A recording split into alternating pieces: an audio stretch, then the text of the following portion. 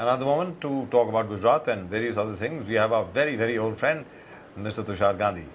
Good evening, Tushar. Can you hear me? Good evening. Yes, very well. Welcome to the RKV show. RKV show में आपका स्वागत है. इस वक्त हमारे साथ हैं तुषार गांधी, परपोते महात्मा गांधी के, and a man who's done so much in his own right. Now, that's what comes of being a great grandson of Mahatma Gandhi. You can't get away from it even if you try to. However, as far as Gujarat is concerned, Tushar, the Supreme Court has ordered that finally the case against all those people responsible for the Gulbarga Society massacre in 2002 should start at the trial court. It's taken 9 years for us to reach this pass. कि आखिरकार अब case शुरू हो. अब now I don't really know where to begin. You know, you've got the case of 1984 riots, you have the case of the 1980 riots, you have the Nelly massacre, you have the Moradabad massacre, you have the Hashimpura Malyana massacre, you have the anti-Sikh massacre in Delhi, and you've got the riots in Mumbai, and so many other places, and Bhagalpur, and then you can keep counting. Now, it's taken 9 years for the case to go back to the trial court. When do you think some justice will be meted out, Tushar? Justice को क्या पता कब होगी. It is such a sad state of affairs when one court has to give a ruling saying no, the cases should be tried again or tried at least. हमारे लिए एक शर्मनाक बात है कि बहुत ये जस्टिस का जो मतलब है, जस्टिस का जो एक मकसद है, वो इसमें तो पूरा होता हुआ दिखाई नहीं देता. जी जी. बहुत बहुत ही एक ऐसा जजमेंट है जिसके बारे में अगर कोई कहे कि नहीं ये जीत हुई कानून की, तो मैं मानने को तैयार हूं. जी. और तुषार गांधी साहब, दूसरी चीज यह है कि अडवाणी जी आज मुंबई में हैं या थे, मतलब I think he was here, mount मेरी चर्च में भी गए, और आज उनसे सवाल पूछा गया नरेंद्र मोदी के बारे में. ये कहा गया कि जनाब अब तो लाइन क्लियर है, अब नरेंद्र मोदी जी अब तो प्रधानमंत्री बन सकते हैं देश के. तो उन्होंने जो कुछ भी तारीफ करी नरेंद्र मोदी की.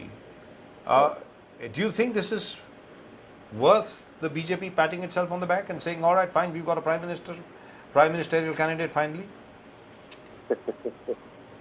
अब वो तो क्या करे, बेचारे मोहताज है कि पार्लियामेंट की सीट नरेंद्र मोदी के मिजाज पे अटकी हुई है, तो बेचारे बोलेंगे क्या हो.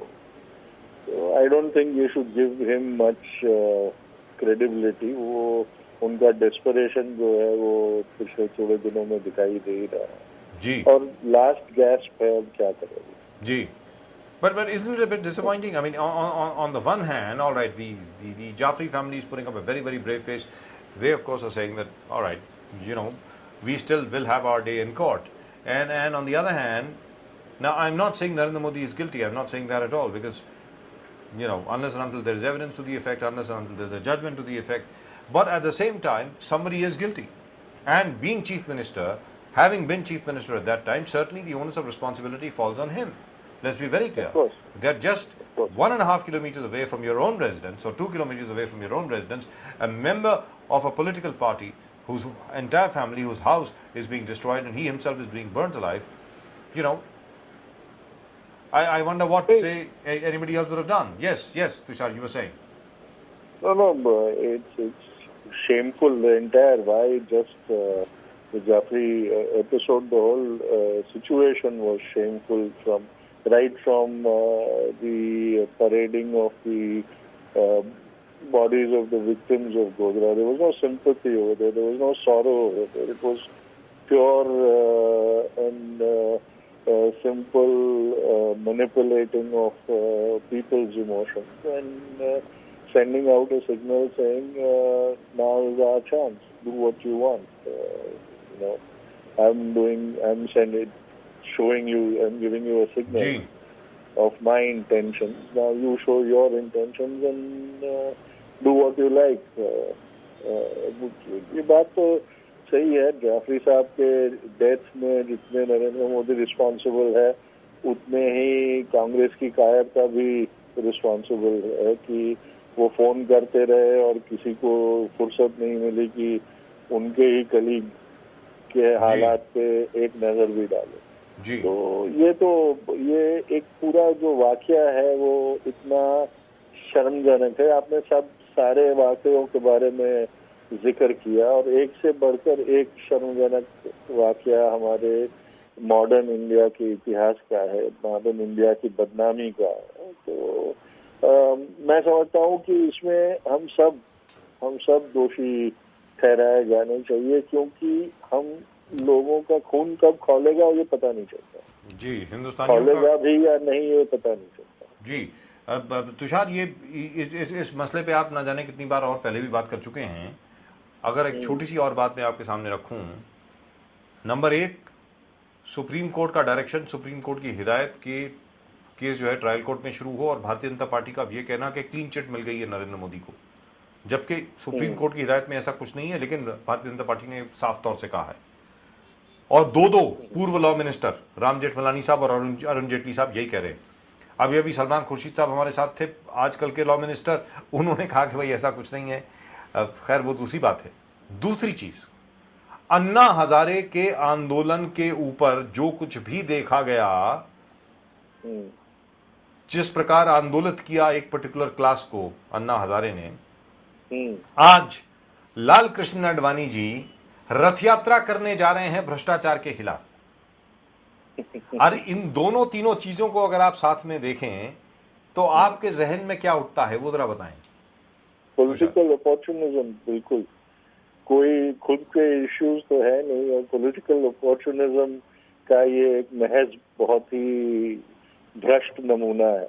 आडवाणी जी को एक ये उनकी एक अनफिनिश्ड एक महत्वाकांक्षा है कि रथ उनको सिंहासन तक ले जाएगा। कोई बहुत सारे रथों पे चढ़े पर सिंहासन वंचित ही रहे हैं और रहेंगे, क्योंकि ऑनेस्टी नहीं है उनके मोटिव्स में।